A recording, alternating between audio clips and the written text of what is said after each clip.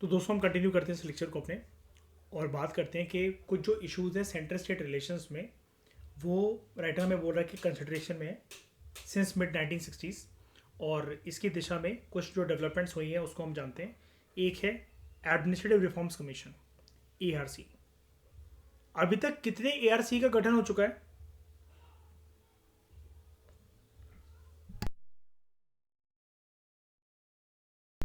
हाँ, कितनी administrative reforms commission अभी तक हमारे देश में बन चुकी हैं टोटल? 2। ठीक है, याद रखना। अभी जो रिसेंटली एडमिनिस्ट्रेटिव रिफॉर्म्स कमीशन जो चल रही है, रिसेंटली तो नहीं कहेंगे, मतलब हाँ, मतलब बनी नहीं है, रिसेंटली नहीं बनी है, लेकिन लास्ट जो बनी थी और जिसकी रिकमेंडेशंस आज भी मायने रखती हैं सरकारों के ऊपर, वो है सेकेंड ARC। ठीक है, सेंट्रल गवर्नमेंट ने सबसे पहले एक 6 मेंबर की एडमिनिस्ट्रेटिव रिफॉर्म्स कमीशन का गठन करा था 1966 में, under the chairmanship of Morarji Desai. ठीक है, क्या हम लोग ऐसा भी कह सकते हैं मोरारजी देसाई फिर आगे चलकर आप जानते हो कि जैसे ही 1980 का दशक जब टच करने वाला होगा तो मोरारजी देसाई हमारे देश के क्या बनेंगे? PM बनेंगे। तो इस कमीशन में मोरारजी देसाई के साथ साथ जो थे वो थे के हनुमंतैया, इसलिए यहाँ पर लिखा है फॉलोड बाय के हनुमंतैया। बाद में ये चेयरमैन बना दिए गए थे। It's terms of reference included. Terms of reference का मतलब देखो क्या होता है, मैंने आपको अक्सर ये वाली चीज़ गवर्नेंस के लेक्चर्स में, पॉलिटी के अलग लेक्चर्स और भी लेक्चर्स में बता रखी है। टर्म्स ऑफ रेफरेंस का मतलब ये होता है कि आपको मैंडेट क्या दिया गया है, ठीक है, और आपको किन किन चीज़ों पर टिप्पणी करनी है, रिकमेंडेशन देनी है, सुझाव देना है। टर्म्स ऑफ रेफरेंस मतलब कमीशंस के लिए वर्ड ये यूज होता है, इसका मतलब होता है होमवर्क क्या करना कमीशन को, एक दायरा उसका बांध देना कि आप इन सारी चीज़ों के ऊपर जो है वो रिकमेंडेशंस दो। ठीक है, ये होता है टर्म ऑफ रेफरेंस। तो टर्म ऑफ रेफरेंस इस फर्स्ट ARC का क्या रहा? एक तो सेंटर स्टेट रिलेशंस को एग्जामिन करना, मतलब वो ये कह रहा है कि और बहुत सारे इश्यूज थे लेकिन उनमें से मुख्य था सेंटर स्टेट के रिलेशंस को एग्जामिन करना।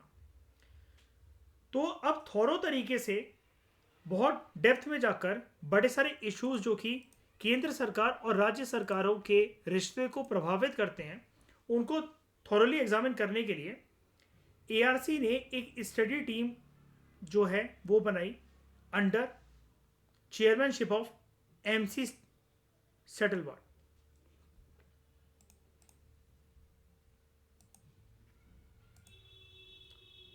ठीक है, केंद्र सरकार ने ARC का गठन करा। ARC के चेयरमैन थे मोरारजी देसाई, बाद में बने के हनुमंतैया। ठीक है, ये फर्स्ट ARC थी, 6 मेंबर की बॉडी थी, ये कमीशन थी। ARC को मेन काम दिया गया था कि सेंटर स्टेट रिलेशंस को डेप्थ में जाकर स्टडी करो। तो ARC ने एक स्टडी टीम बनाई under MC Setalvad. On the basis of the report of this study team, ARC ने अपनी खुद की रिपोर्ट को फाइनलाइज करा और उसको केंद्र सरकार को सौंपा इन 1969। ठीक है, बनी कब थी? 66 में। टर्म ऑफ रेफरेंस वगैरह जो देने थे, अपना टाइम पूरा लेते हुए रिपोर्ट कब सौंपी इसने? अपनी 69 में। इसने 22 रिकमेंडेशंस दी अपनी साइड से कि कैसे सेंट्रल स्टेट के रिलेशंस को इंप्रूव करा जा सकता है। उनमें से कुछ जो इंपॉर्टेंट रिकमेंडेशन जो थी वो थी, एक इंटर स्टेट काउंसिल का गठन करा जाए under article 263 of the constitution, जिससे हम राज्यों के बीच में जो मुद्दे होते हैं उसका निवारण कर सके एक पीसफुल अप्रोच के साथ, एक लॉजिकल अप्रोच के साथ। मेनली इंटर स्टेट इश्यूज कैसे कैसे होते हैं? बॉर्डर डिस्प्यूट या फिर water dispute, river water dispute या फिर टेरिटोरियल डिस्प्यूट, जिसको बॉर्डर या वाटर कहते हैं। ठीक है, उसके बाद इस कमीशन ने और क्या रिकमेंडेशन दी? Appointment of persons having long experience in public life and administration and non partisan attitude as governor. इस कमीशन ने, फर्स्ट एआरसी ने ये बोला कि राज्यपाल हमारे देश में किसको बनना चाहिए, ऐसा पर्सन जिसके पास काफी लंबे समय का तजुर्बा हो पब्लिक लाइफ डीलिंग में और एडमिनिस्ट्रेशन में, और उसका नॉन पार्टीसन एटीट्यूड हो। अब मुझे क्या बताओ, पब्लिक लाइफ में लंबे समय का एक्सपीरियंस, एडमिनिस्ट्रेशन में लंबे समय का एक्सपीरियंस, और उस ऐसा पर्सन जिसका राजनीति से कुछ लेना देना ना हो, ये तीन चीजें देश में कौन सी कैटेगरी ऑफ पर्सन के पास होती हैं? सिविल सर्वेंट्स के पास होती हैं। गुड। अब समझ गए मैं क्यों बोल रहा था शैनी प्रीवियस लेक्चर के अंदर कि 2014 से पहले जनरली राज्यपाल जो है, गवर्नर जो है, वो रिटायर्ड आईएएस आईपीएस ऑफिसर्स को बनाया जाता था। ये उसका रीजन।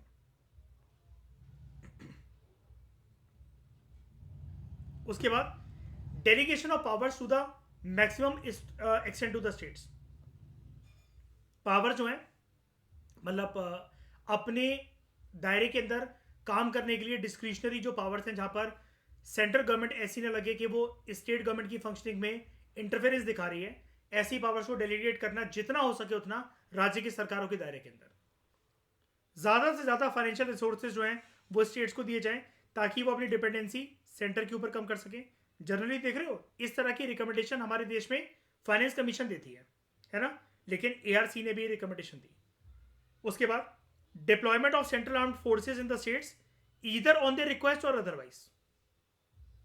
एक दिक्कत हम देख रहे थे ना भाई प्रीवियस लेक्चर में कि जो खटास है सेंटर और स्टेट के रिलेशंस के अंदर, उनमें से बना था एस्पेक्ट ये है कि सेंट्रल गवर्नमेंट अपनी सेंट्रल आर्म्ड फोर्सेस को डिप्लॉय कर देती है स्टेट्स के अंदर, ठीक है, लेकिन ये वाला काम करा जाना चाहिए, ऐसा फर्स्ट एआरसी का कहना था। या तो राज्य की सरकार जब रिक्वेस्ट करे, या फिर अदरवाइज का मतलब ये कि परिस्थिति या कोई जो है गंभीर परिस्थिति आ जाए, कोई सिचुएशन ऐसी आ जाए जहां पर सेंट्रल गवर्नमेंट को लगे आप कुछ करा नहीं जा सकता, हमें डिप्लॉय करना ही पड़ेगा, तब सेंट्रल आर्म्ड फोर्सेस को डिप्लॉय करो स्टेट्स में। No action was taken by the central government on the recommendations of ARC. देख रहे हो, एआरसी का गठन हुआ, ठीक है, आगे चलकर जो प्रधानमंत्री जिनको बनना था मोरारजी देसाई, उन्होंने अध्यक्षता करी, उसको होमवर्क दिया गया कि सेंटर स्टेट रिलेशंस को एग्जामिन करो, इसके ऊपर रिकमेंडेशन दो, ठीक है। एआरसी ने इतनी मेहनत से एमसी सेटलवाट की अध्यक्षता में एक स्टडी टीम का गठन करा, उसने स्टडी करा 1-2 साल तक, 1969 में जाकर रिपोर्ट सौंपी, 22 रिकमेंडेशंस दी, उनमें से इतनी इंपॉर्टेंट रिकमेंडेशन दी, लेकिन हमने जो भी कुछ पढ़ा वो इस लाइन ने हमारा सब बर्बाद कर दिया। No action was taken by the central government on the recommendations of ARC. लेकिन अब सवाल ये उठता है कि सर सेंट्रल गवर्नमेंट ने कोई एक्शन नहीं लिया था तो हम फर्स्ट एआरसी को पढ़ें जितना हमारे कोर्स में दे रखा होता है? बिल्कुल आपको पढ़ना है, आपको याद करना है बाकायदा, बिल्कुल वर्ड टू वर्ड, ठीक है। फिर हम बात करते हैं राजा मन्नार कमेटी की। 1969 में तमिलनाडु की गवर्नमेंट ने, उस टाइम पर डीएमके की सरकार थी तमिलनाडु में, आपने पोस्ट इंडिपेंडेंस वाले उसमें देखा ही था,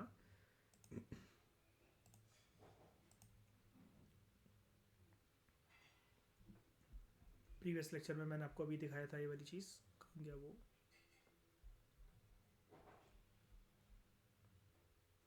हमने ये पढ़ा था 67 के इलेक्शन जिसको पॉलिटिकल अर्थक्वेक बोला जाता है।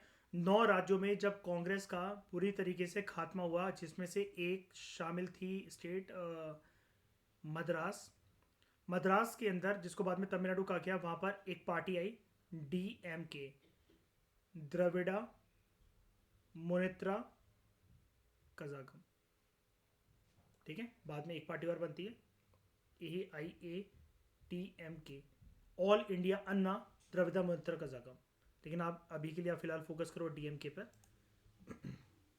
तो 1969 में तमिलनाडु में जो सरकार चल रही थी वो डीएमके की सरकार थी। डीएमके की फुल फॉर्म मैंने आपको दिखा दी, प्रीवियस लेक्चर में भी बताया था, द्रविड़ा मुनेत्रा कजागम, ठीक है। इन्होंने एक 3 मेंबर कमेटी का जो है वो गठन करा under the chairmanship of doctor PV Raja Mannar, to examine the entire question of central state relations. याद रखना ये वाला काम स्टेट लेवल पर हो रहा है, राज्य की सरकार गठन कर रही है। क्यों कर रही है? ताकि हम सेंट्रल स्टेट रिलेशंस को एग्जामिन कर सकें और सजेस्ट कर सकें कॉन्स्टिट्यूशन में क्या क्या अमेंडमेंट्स आने चाहिए, ताकि हम ज्यादा से ज्यादा ऑटोनॉमी जो है वो स्टेट्स को दे सकें।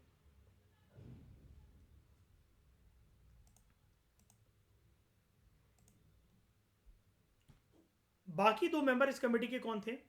उनका नाम था doctor Lakshman Lakshman Swami Mudaliar and PC Chandra Reddy.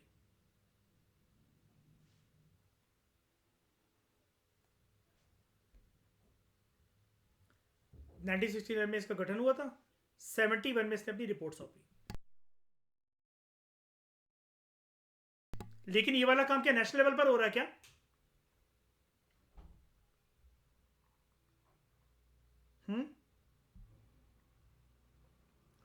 नहीं, स्टेट गवर्नमेंट के द्वारा बनाई गई ये कमेटी है और इसने रिपोर्ट भी अपनी किसको दी? तमिलनाडु गवर्नमेंट को 1971 में। फाइकर 1971 में हमारे देश में कौन सा इवेंट हुआ था? क्या घटनाक्रम हुआ था हमारे देश में?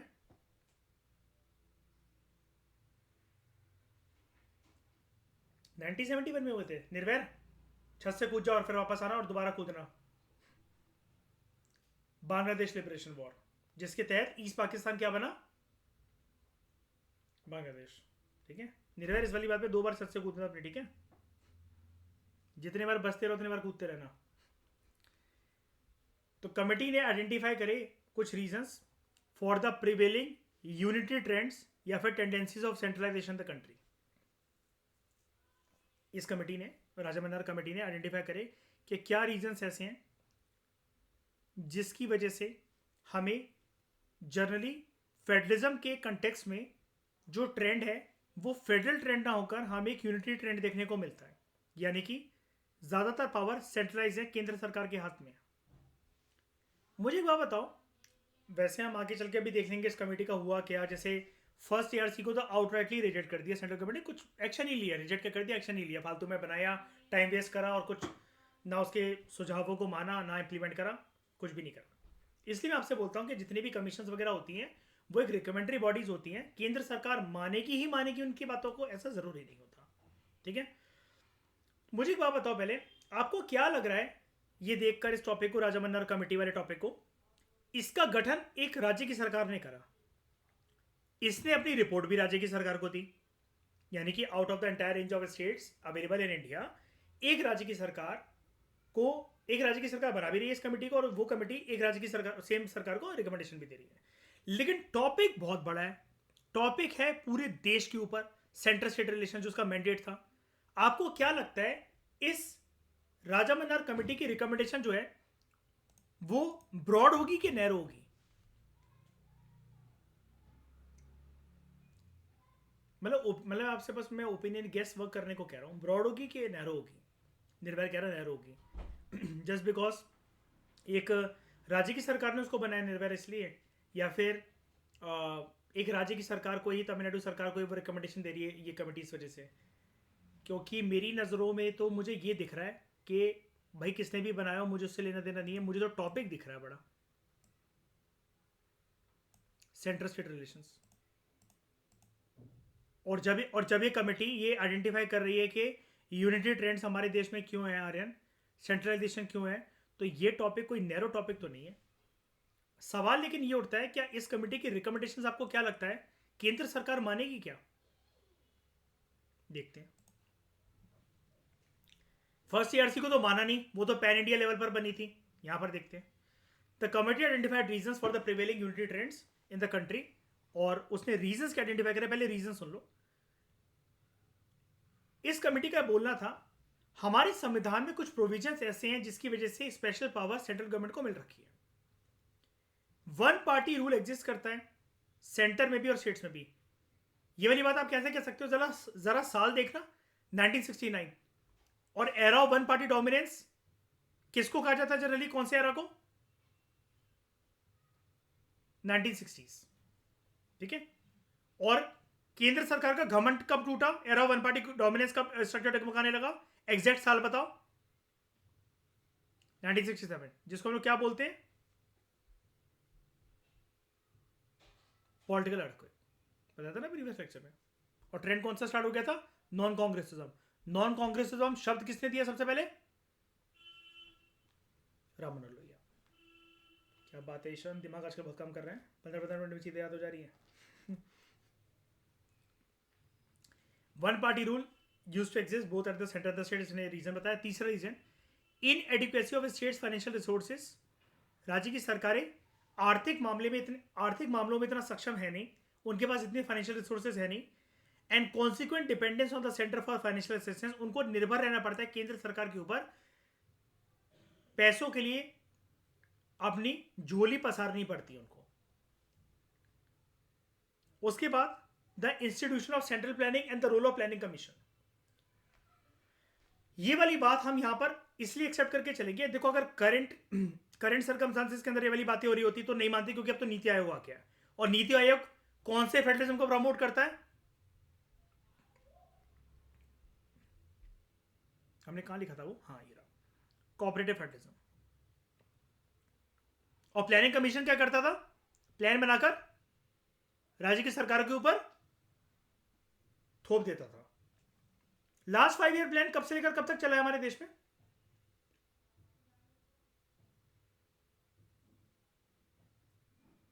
बताया था मैंने जो आपको इस चैप्टर में। लास्ट 5 ईयर प्लान कब से लेकर कब तक चला हमारे देश में? 12 to 17। और कौन सा नंबर का था? 12th।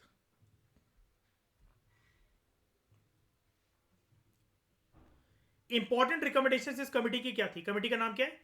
देख लो, राजा मन्नार कमेटी। ठीक है, इंपॉर्टेंट रिकमेंडेशंस क्या थी? सबसे पहले तो उसने प्रॉब्लम है वो आइडेंटिफाई कर ली, रीजंस बता दिए, बीमारी का पता लगा लिया, अब इलाज करते हैं। मतलब ये सुझाव दे रहा है, ये कमेटी सुझाव दे रही है। इसने बोला एक इंटर स्टेट काउंसिल जो है वो इमीडिएटली सेटअप होनी चाहिए। फर्स्ट एआरसी के साथ इसकी ये रिकमेंडेशन मैच करती है क्या?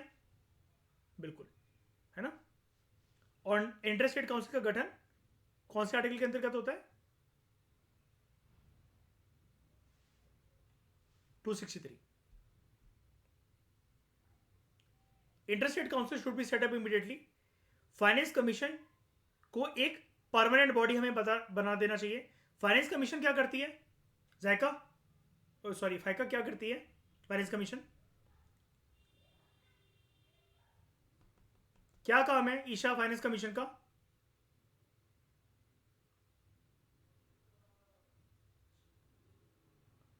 नहीं यार रिसोर्स एलोकेट करती है फाइनेंस कमीशन यार, सीरियसली। रिकमेंडेशन, ठीक है, रिकमेंड देती है कि कैसे फाइनेंशियल रिसोर्सेज एलोकेट होनी चाहिए। उसको ये क्या बोल रही है कमेटी कि इसको परमानेंट बॉडी बना दो, रिकमेंडेशन दे रही है। अच्छा, फाइनेंस कमीशन का गठन कौन से आर्टिकल के अंतर्गत होता है? 280। ठीक है, उसके बाद planning commission should be disbanded and its place should be taken by a statutory body. देखो, प्लानिंग कमीशन डिसबैंड तो हो गई है, मैं ये नहीं कह रहा कि इस कमेटी के रिकमेंडेशन के बेसिस पे इसको डिसबैंड कर दिया गया था।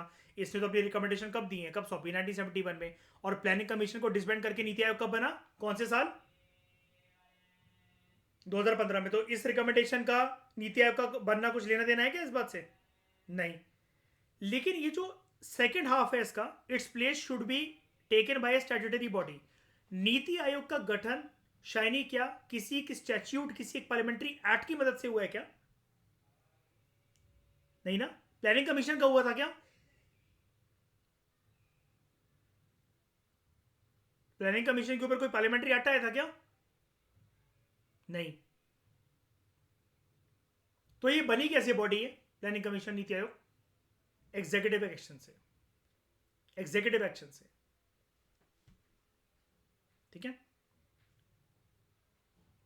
नहीं। रिजोल्यूशन एक अलग कंटेक्स्ट में डिस्कस होता है, आप लक्ष्मीकांत के लेक्चर्स आगे देखना आपको उसके, आई थिंक पार्लियामेंट वाले चैप्टर के अंदर मैंने क्लियर कर रखा है वाली चीज़ डिटेल में। एक डिसीजन हो सकता है, एक चीज़ हो सकती है, लेकिन हमेशा वो रेजोल्यूशन ही कहलाएगा। मतलब देखो क्या होता है आर्यन, देखो टर्म में फर्क हो जाता है। अगर रेजोल्यूशन ही क्या कहा जाता है अगर उसको, तो हम फिर एग्जीक्यूटिव एक्शन शब्द क्यों यूज़ करते हैं, मतलब ये फर्क हो जाता है। अब जैसे साइकोलॉजी हमें बताती है, psychology the subject of philosophy the subject, हमें ये सिखाते हैं कि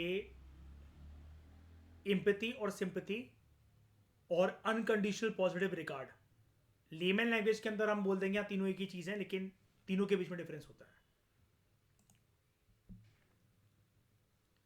तो planning commission should be disbanded and its place should be taken by statutory body.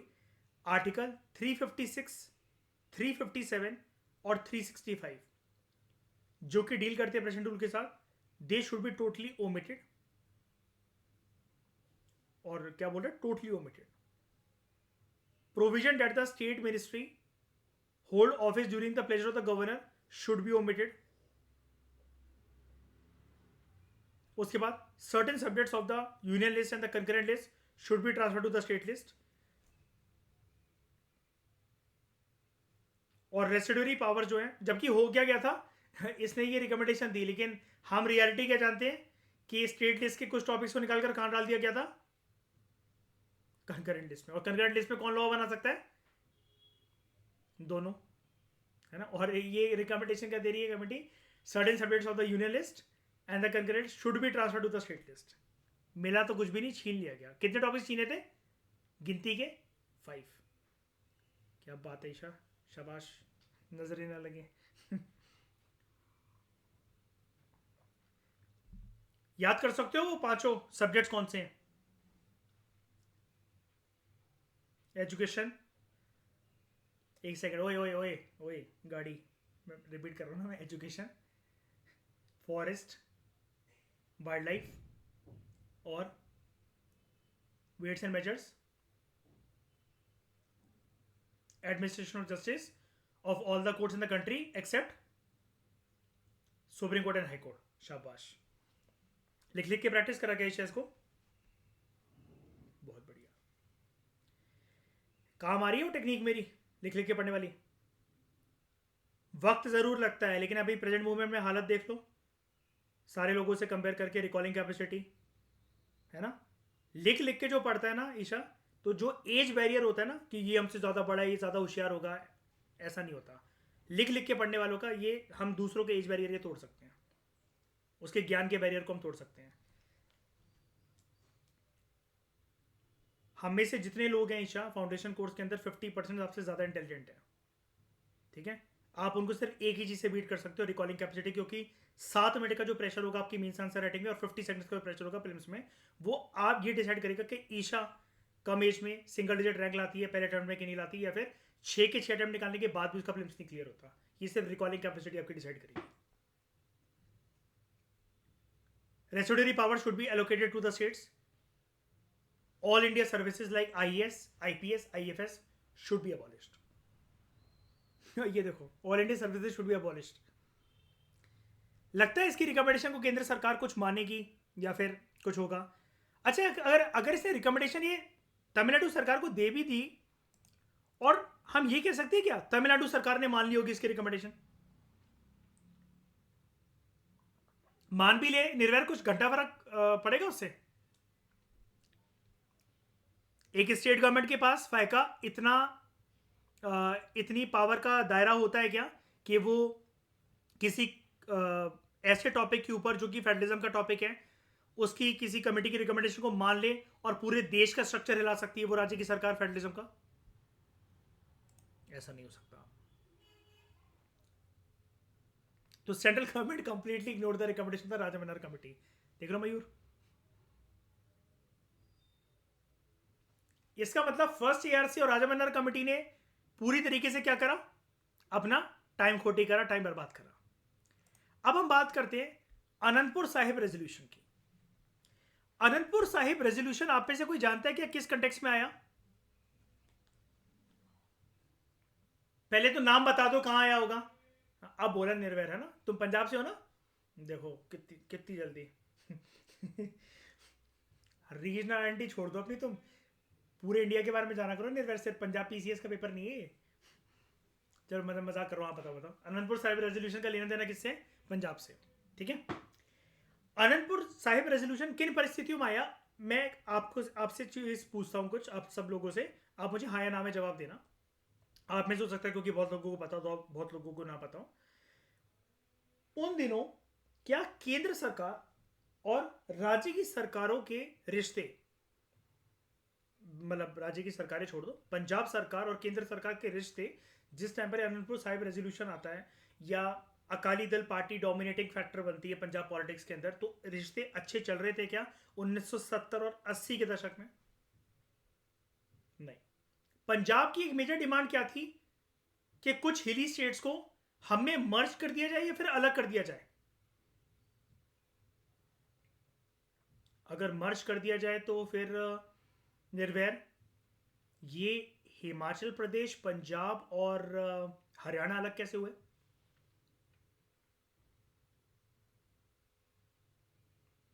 ये अपना खुद का अलग एडमिनिस्ट्रेशन चाहते थे और अपने पंजाबी स्टेट को एक नाम देते थे। एनी आइडिया नाम क्या था? पंजाबी, पंजाबी, आप पागल हो गए हो? पंजाबी सूबा। ये रेवोल्यूशनरी बच्चे हैं, मयूर प्रसाद रह रहे हैं बिगड़ गए।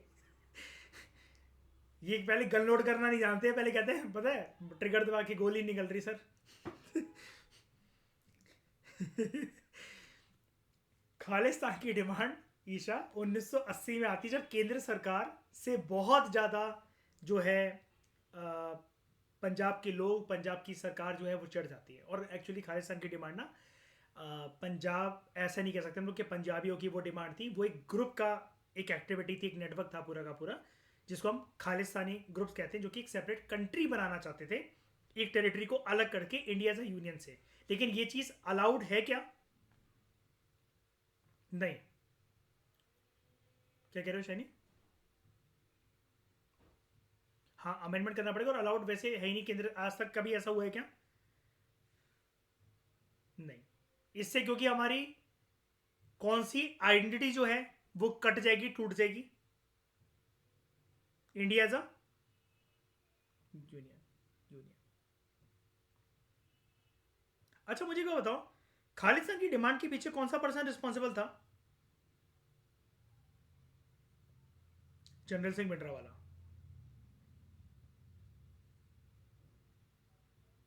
ठीक है। तो 1973 में अकाली दल ने एक रेजोल्यूशन अडॉप्ट करा which contain both political and religious demands in a meeting held at Anantapur Sahib in Punjab. Resolution जो है इसको हम फेमसली बोलते हैं अनंतपुर साहिब रेजोल्यूशन। इस रेजोल्यूशन के अंतर्गत अकाली दल की डिमांड ये थी कि सेंटर की जो जुरिस्डिक्शन है it should be restricted only to defence, foreign affairs, communications and currency, और एंटायर रेसिडरी पावर जो है वो स्टेट को देनी चाहिए। वैसे मुझे आप एक बात बताओ, रेसिडरी पावर जब इनकी डिमांड को अगर हम साइड हटा के अगर वैसे कंसेप्ट पढ़े, तो रेसिडरी पावर के ऊपर डिसीजन मेकिंग किसकी होती है? Only centre. क्योंकि रेसिडरी पावर क्या सिस्टम का पार्ट है क्या? नहीं। तो entire residuary power should be vested in the states, ऐसा इनका कहना था, लेकिन ऐसा नहीं होता है। इस रेजोल्यूशन में कहा गया that constitution should be made federal in the real sense and should ensure equal authority and representation to all the states at the centre. Anandpur Sahib resolution को माना क्या सेंट्रल गवर्नमेंट ने? नहीं। क्योंकि ये एक पैरोकियल, एक नैरो आइडेंटिटी को प्रमोट कर रहा है। फिर बात करते हैं वेस्ट बंगाल मेमोरेंडम की। शाइनी तुम भी हो उसमें? ग्रेट। 1977 में, अच्छा 1977 में 77, मयूर 77 ही बोलेंगे ना, गलत तो नहीं बोल रहा? हिंदी काउंटिंग नहीं आती यार। 1977 में इमरजेंसी हट गई थी कि नहीं, क्या चल रही थी? लगी कब? 75 में। 77 में हट चुकी थी, ठीक है। मतलब हालांकि मिड ईयर तक आते आते हटी, उसके बाद ही हटी हालांकि 77 में, लेकिन ओवरऑल हट गई थी। तो 77 में वेस्ट बंगाल की जो सरकार है लेड बाय कम्युनिस्ट, यहां पर लेड बाय कम्युनिस्ट का मतलब क्या है? सीपीआई, ठीक है। It publish a memorandum on the centre state relations, और उसको केंद्र सरकार को भेजा। मेमोरेंडम ने कुछ चीजें यहां पर सजेस्ट करी केंद्र सरकार को। अच्छा, इंटर एलिया का मतलब ये होता है, जब भी ये शब्द आपके सामने है, इसका मतलब होता है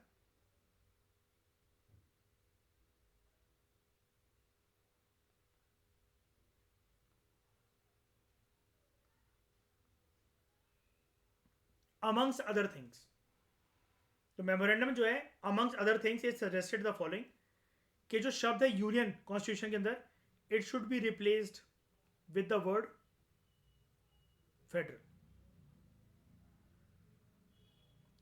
सेंटर की जो जुरिस्डिक्शन है वो कन्फाइन होनी चाहिए to defence, foreign affairs, currency, communication and economic coordination.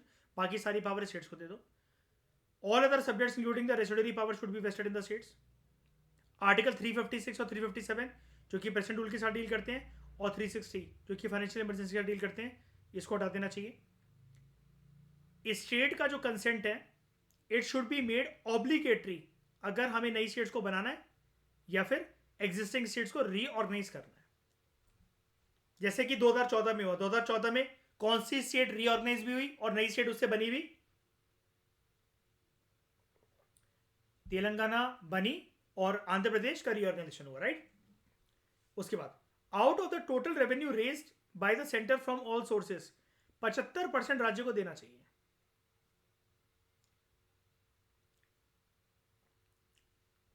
Rajya Sabha should have equal powers with that of the Lok Sabha, and there should be only central and state services और all India service abolish कर देनी चाहिए। केंद्र सरकार का रवैया क्या होगा? Central government did not accept the demands made in the memorandum. ये ऐसे मेमोरेंडम जब मिलते होंगे मयूर, केंद्र मंत्री तो इसकी ऐसे पेपरों की तो चरस गांजा की पत्ती बनाकर फूक लेते होंगे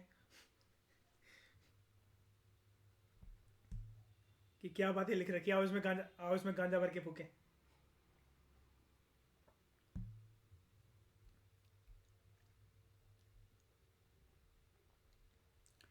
तो इस डिस्कशन में दोस्तों फिलहाल इतना ही। सरकारिया कमीशन के लिए मैं एक सेपरेट लेक्चर बनाऊंगा क्योंकि इसकी रिकमेंडेशन काफ़ी ज़्यादा है और मैं डिटेल में आपको एक एक रिकमेंडेशन जो है वो कराऊंगा। उसके बाद सबसे बड़ी जो रह जाती है वो रह जाती है हमारे लिए पंछी कमीशन। ठीक है, ये एक पर्सन का नाम था, बड़ा यूनिक एस्पेक्ट होता है हमारी यूपीएससी की प्रिपरेशन में। पंछी कमीशन की रिकमेंडेशंस आती हैं, ऐसा कोई मतलब क्वेश्चन नहीं आता कि पंछी कमीशन के ऊपर मतलब वो बताओ, लेकिन हमें ये खुद से थ्रो करनी होती है एग्जाम के अंदर because it is related to second ARC। ठीक है, तो पंछी कमीशन की रिकमेंडेशन भी काफ़ी अच्छी खासी है। ठीक है, इसके बाद बस ये 2 कमीशन की रिकमेंडेशंस का हम कर लें, जैसे इसकी काफ़ी सारी ऑलमोस्ट 40-38 रिकमेंडेशन है, फिर हमारा चैप्टर खत्म हो जाएगा। तो बस सरकारिया और पंछी कमीशन की रिकमेंडेशंस के हमें पढ़ना है। तो बस एक या इसके बन सकते हैं मेरे ख्याल से 2-3 लेक्चर और बन जाएंगे छोटे छोटे करके, फिर हम खत्म कर देंगे इसको। ठीक है, इस डिस्कशन में फिलहाल इतना ही। Thank you very much for discussion.